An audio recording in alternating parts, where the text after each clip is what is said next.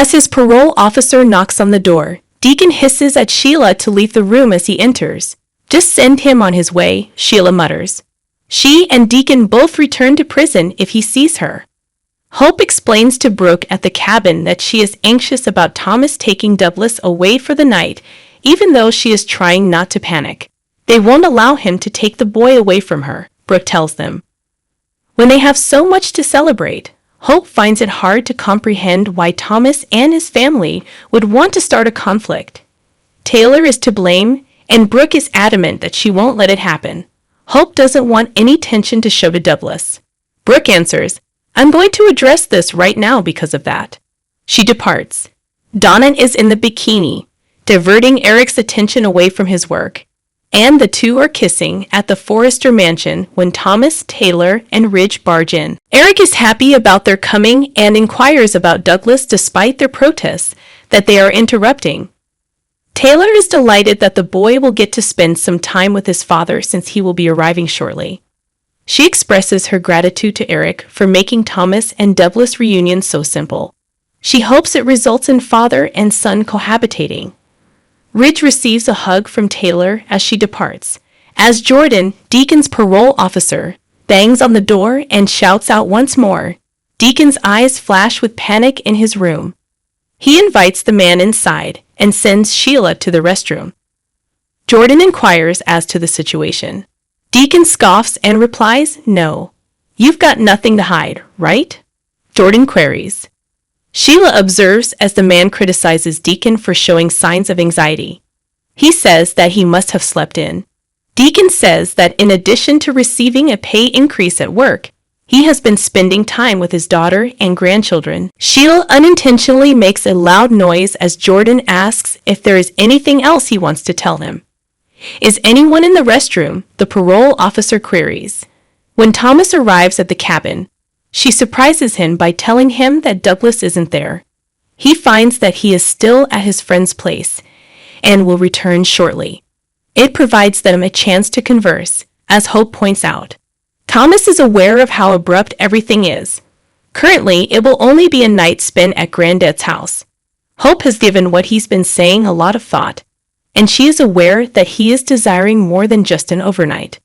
"Are you not?" Eric queries Ridge at the Forrester mansion over Brooke's reaction to the recent events involving Thomas and Douglas. "She can't be excited about it, I think." "No," sighs Ridge. He clarifies how beneficial this will be for him. Thomas and Hope, they'll come up with a solution. Eric says it will cause a lot of controversy for him if they don't. Ridge acknowledges that it is. Eric speculates that he doesn't want to be pitted against Brooke or Taylor. Ridge doesn't shake his head, though. When Taylor is on the phone, Brooke shows up at the Cliff House. Brooke confronts her about kissing Ridge when she disconnects. Taylor is content to recap what happened. She does. Brooke is pleased for Steffi and Finn, but Taylor was absolutely inappropriate in her celebration by kissing her husband. "Is your parole officer here?" Sheila shouts at Deacon's with a southern accent. "Who is that?" Jordan wonders. Deacon discovered Sheila in the bathtub, but she doesn't mean to be nasty, she yells, adding that she is Deacon's woman friend. Deacon frowns. Jordan complains that Deacon is dating someone else but hasn't told him. He was taught not to kiss and tell. Deacon protests, and Sheila lilts. He's simply such a gentleman. Jordan asks if she is living with him, and Deacon tells him that she was just there for the night. It won't be a regular occurrence. Sheila rolls her eyes while using the restroom.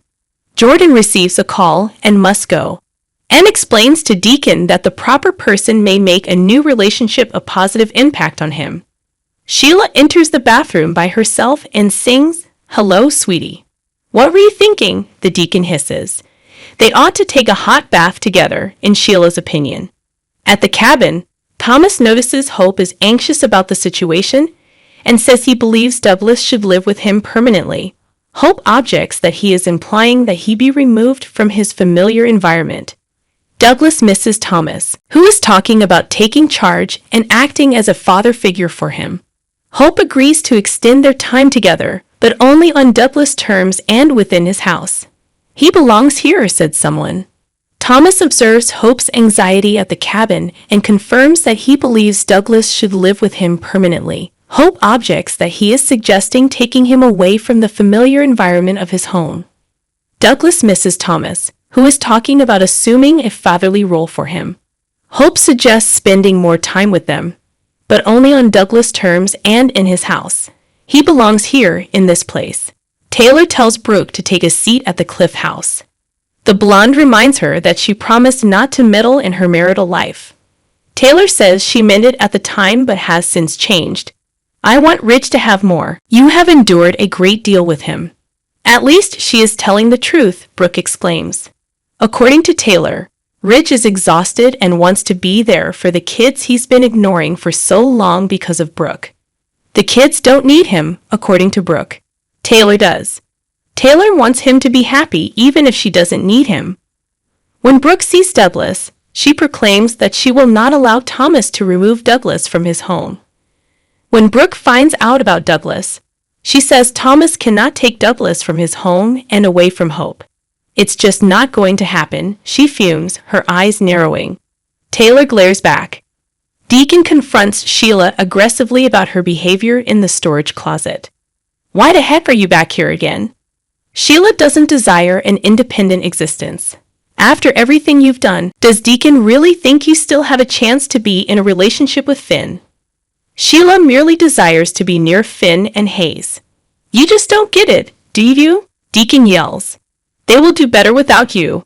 Somber, Sheila sits down and explains that this is all she has left because her other children don't want anything to do with her. It's her last opportunity to salvage anything positive from her sad life. Hayes is so lovely, and Finn is a terrific man. Deacon informs her that staying there would be problematic for both of them.